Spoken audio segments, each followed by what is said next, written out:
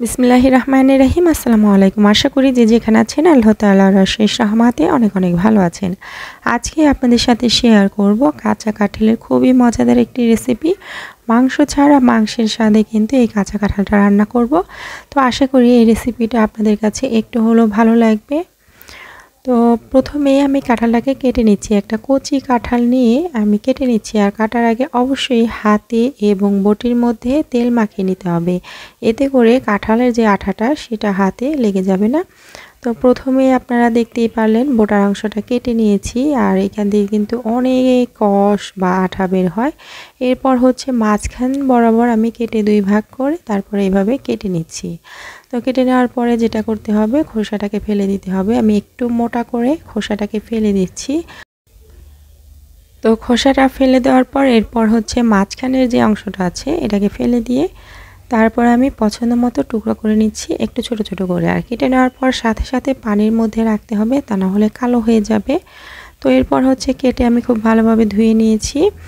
আর এখানে চুলায় একটা হাঁড়িতে বেশ কিছুটা পানি দিয়ে এর মধ্যে লবণ এবং হলুদ দিয়ে দিয়েছি। দিয়ে এখন হচ্ছে পানিটাকে ফুটে ওঠার পর আমি কাঁঠালগুলোকে দিয়ে দিচ্ছি। আচ্ছা, এখানে আমি যে কাঁঠালটা নিয়েছিলাম ওইখান থেকে অর্ধেকটা কাঁঠাল নিয়ে নিয়েছি। তো এখন এটাকে সেদ্ধ করে নেব 80%। পুরোপুরি 100% সেদ্ধ করব না, এটাকে আমি 80% সেদ্ধ করে নেব। তো সেদ্ধ হওয়ার পর ফিরে আসছি। এটা আপনারা যেভাবেই রান্না করেন না কেন কাঁঠালটাকে কিন্তু এইভাবে সেদ্ধ করে নিতে হবে লবণ এবং হলুদ দিয়ে। তো এটা আমার সেদ্ধ হয়ে গেছে। এখন আমি পানিটাকে ঝরিয়ে তারপর নামিয়ে নিচ্ছি। এটা ঝরিয়ে জাস্ট নামিয়ে একটা ছাঁকনির মধ্যে রেখে দেব, এতে করে এক্সট্রা যে পানি আছে সেটা পড়ে যাবে। তো সবগুলো একইভাবে আমি তুলে নিচ্ছি। এরপর হচ্ছে চুলায় একটা কড়াই বসিয়ে দিলাম। এর মধ্যে প্রায় 1 টেবিল চামচের একটু বেশি তেল দিয়ে দিয়েছি। দিয়ে তেলটা গরম হওয়ার পর আমি কাঁঠালগুলোকে দিয়ে দিচ্ছি। দিয়ে এটাকে জাস্ট 2 মিনিটের মতো একটু নেড়েচেড়ে ভেজে নেব। তো আপনারা চাইলে এখানে আলু ব্যবহার করতে পারেন, তবে আজকে আমি আলু ব্যবহার করিনি, এভাবে রান্না করছি। তো এটা আমার ভেজে নেওয়া হয়ে গেছে, এটাকে নামিয়ে রাখছি। আর অন্য প্যানের মধ্যে দিয়ে দিচ্ছি তেল। এখানে প্রায় 1/4 কাপের মতো আছে। আমি এখানে সাদা তেল বা সয়াবিন তেল ব্যবহার করেছি, তবে আপনি চাইলে সরিষার তেলে রান্নাটা করতে পারেন। এরপর হচ্ছে 2-3টা এলাচ, তেজপাতা এবং 2 টুকরা দারচিনি দিয়ে এখন আমি এর মধ্যে পেঁয়াজ কুচি দিয়ে দিয়েছি।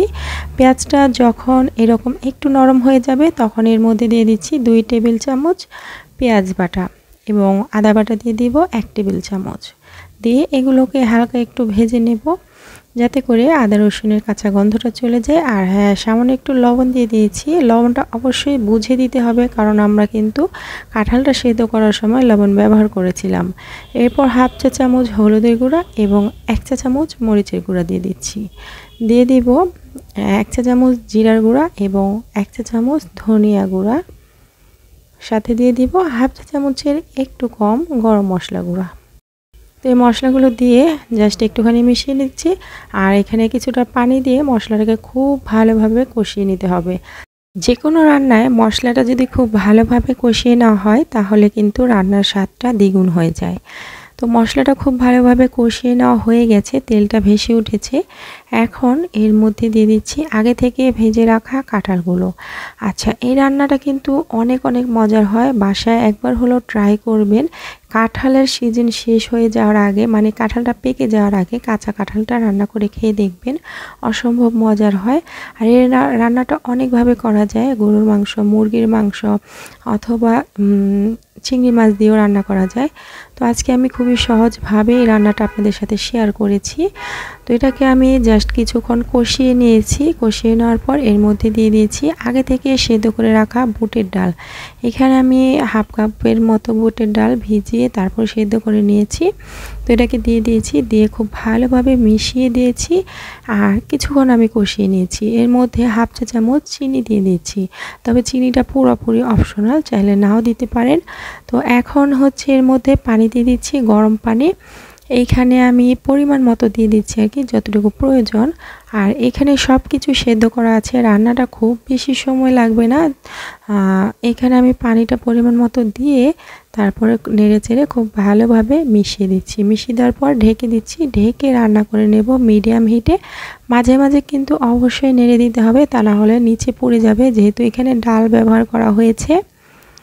তো বেশ কিছুক্ষণ রান্না করে নিয়েছি চুলার আঁচটাকে কমিয়ে। এরপর দিয়ে দিচ্ছি কাঁচামরিচ কয়েক ফালি, তবে ঝালটা পছন্দ অনুযায়ী দেওয়ার চেষ্টা করবেন। এরপর হাফ চা চামচ ভাজা জিরার গুঁড়া আর সামান্য একটু দিয়ে দিয়েছি গরম মশলার গুঁড়া। সব শেষে এই মশলাগুলো দিলে খুব সুন্দর একটা ফ্লেভার এর মধ্যে অ্যাড হয়। তো দিয়ে খুব ভালোভাবে মিশিয়ে দিচ্ছি। মিশিয়ে দেওয়ার পর এটাকে আমি জাস্ট 2 মিনিটের মতো রান্না করে নেব, একদম চুলার আঁচটাকে কমিয়ে রেখে। তো এরপরে হচ্ছে আমি গরম গরম পরিবেশন করছি, আপনারা ঠান্ডা করে পরিবেশন করতে পারেন, গরম ভাতের সাথে পরিবেশন করতে পারেন, ভাত, রুটি, পরোটা যে কোনো কিছুর সাথে কিন্তু এটা আপনি পরিবেশন করতে পারেন, অসম্ভব মজার হয়। তো আশা করি আজকের এই রেসিপিটা আপনাদের কাছে একটু হলেও ভালো লেগেছে। ভালো লাগলে প্লিজ লাইক, কমেন্ট, শেয়ার করুন এবং চ্যানেলটিকে সাবস্ক্রাইব করে নিয়মিত পাশেই থাকুন। আজকের মতো এতটুকুই, দেখা হবে নেক্সট ভিডিওতে। সে পর্যন্ত সবাই ভালো থাকবেন। আল্লাহ হাফেজ।